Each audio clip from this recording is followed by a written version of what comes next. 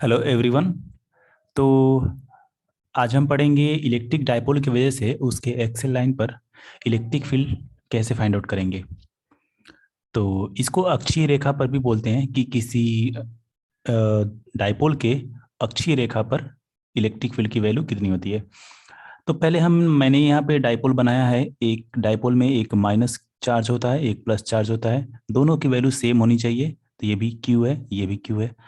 दोनों के बीच में डिस्टेंस अगर देखा जाए तो ये इसका सेंटर है ओ, और इसके सेंटर से मैंने एक चार्ज की डिस्टेंस ए ले लिया और दूसरे चार्ज की डिस्टेंस भी मैं ए ले लेता हूँ।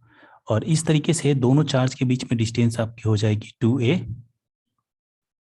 ओके, नाउ इस लाइन को हम कहते हैं axial line. This line is called axial axis, axial line आप कह सकते हो, because this is the axis of the dipole.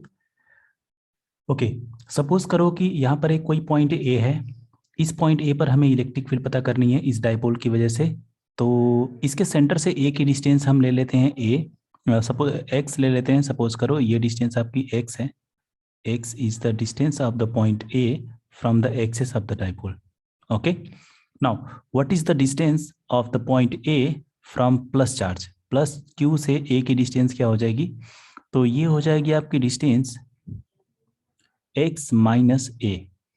ऐसा क्यों होगा? क्योंकि यहाँ O से लेकर के A पॉइंट की डिस्टेंस x है और O पॉइंट से प्लस Q की डिस्टेंस A है। तो ये डिस्टेंस आप निकालना चाहो तो टोटल x में से A माइनस कर दो, तो आपको x माइनस ए मिल जाएगा। सिमिलरली अगर मैं माइनस क्यू से A की पॉइंट की डिस्टेंस पता करूं तो ये डिस्टेंस क्या होगा? पॉइंट A का डिस्टेंस ये आपका हो जाएगा x प्लस ए, बिकॉज यहाँ से लेकर x है और यहाँ से लेकर ए माइनस क्यू की डिस्टेंस a है। ऑल राइट, नाउ अब पता करते हैं। तो इसमें मैं दो स्टेटमेंट लिखूंगा। पहला स्टेटमेंट है E1। E1 is the electric field. E1 को रिप्रेजेंट करते हैं electric field due to plus q at point A. Point A पर क्योंकि दो चार्ज हैं तो दोनों चार्ज पॉइंट ए पर इलेक्ट्रिक फील्ड क्रिएट करेंगे।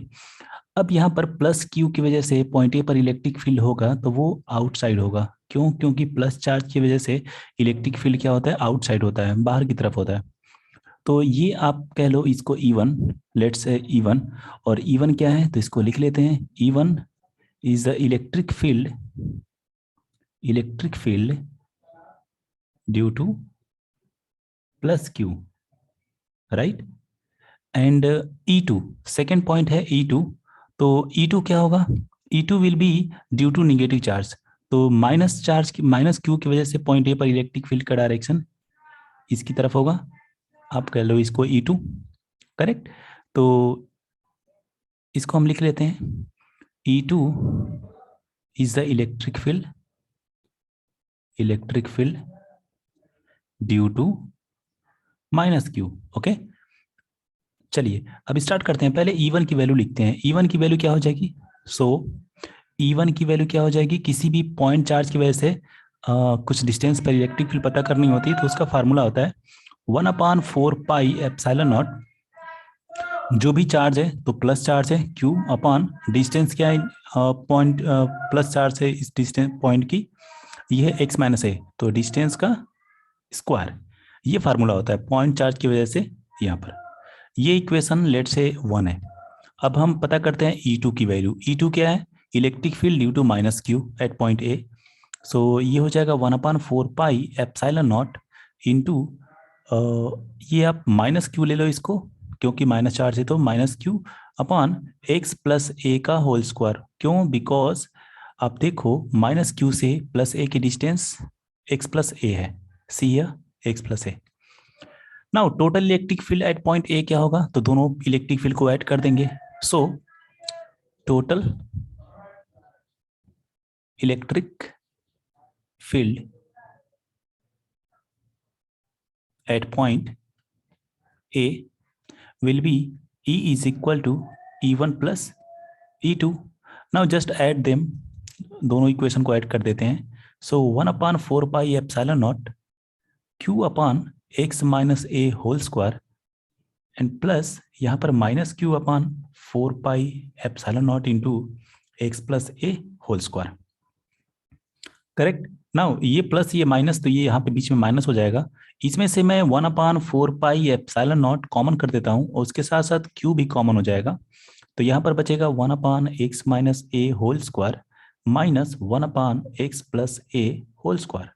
Okay, all right. नाउ अब क्या करते हैं, इसको क्रॉस मल्टीप्लाई कर देते हैं। यहाँ पे इसको एज इट इज लिख लेते हैं q/4 pi epsilon naught into, cross multiply करते हैं इसको, इसको यहाँ पर मल्टीप्लाई, इसको यहाँ पर मल्टीप्लाई, तो क्या मिल जाएगा हमें, we will get x plus A whole square minus x minus A whole square divided by x minus A whole square into x plus A whole square. Just मैंने एलसीएम ले लिया है, आप क्रॉस मल्टीप्लाई कर दो ऐसे यहाँ पे और नीचे भी आपस में मल्टीप्लाई कर दो, ये प्रोसीजर होता है।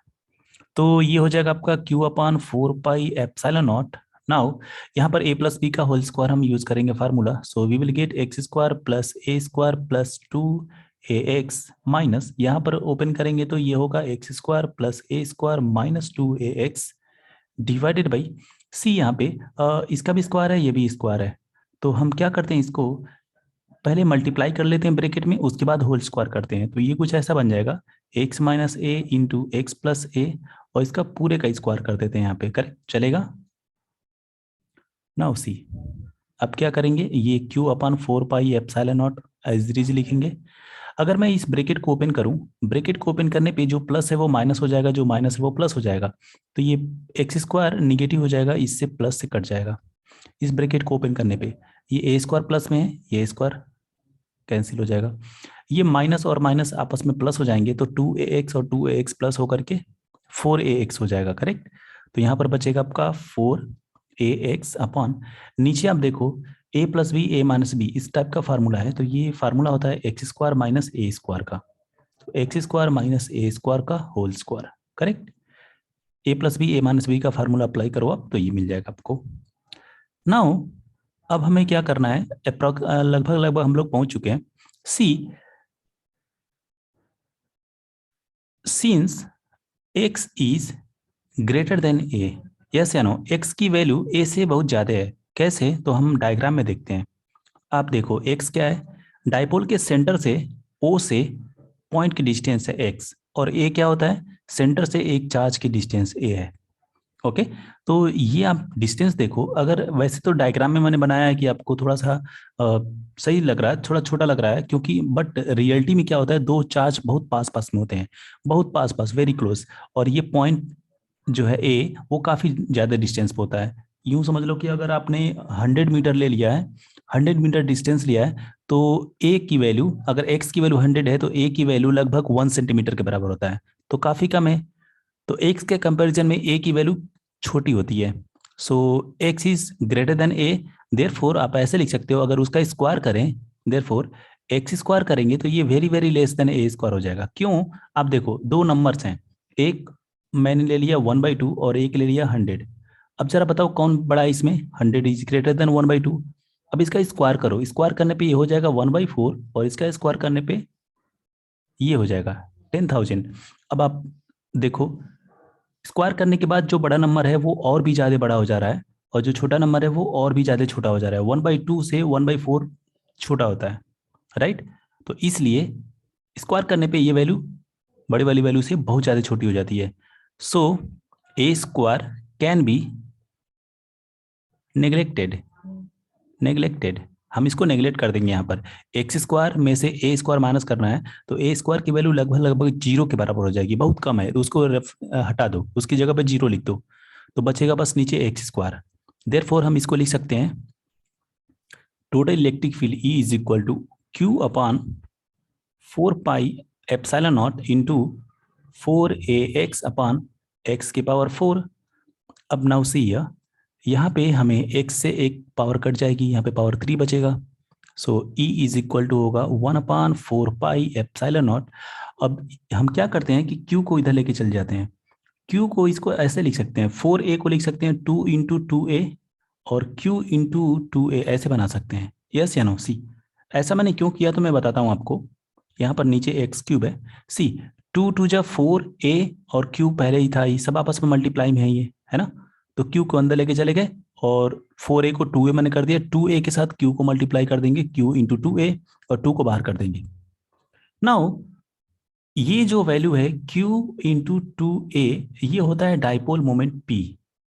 ओके, p की वैल्यू होती है, this is called dipole moment, dipole moment. I hope आपको क्लियर कलर सही दिख रहा होगा। डाइपोल मोमेंट होता है, तो यहाँ पे हमें जस्ट वैल्यू पुट करनी है, देयरफॉर 1/4πε0 इंटू 2, इसकी जगह पे p रख देंगे, p/x³। ये आपकी इलेक्ट्रिक फील्ड होती है due to a dipole on its axial line, ये वैल्यू होती है, राइट।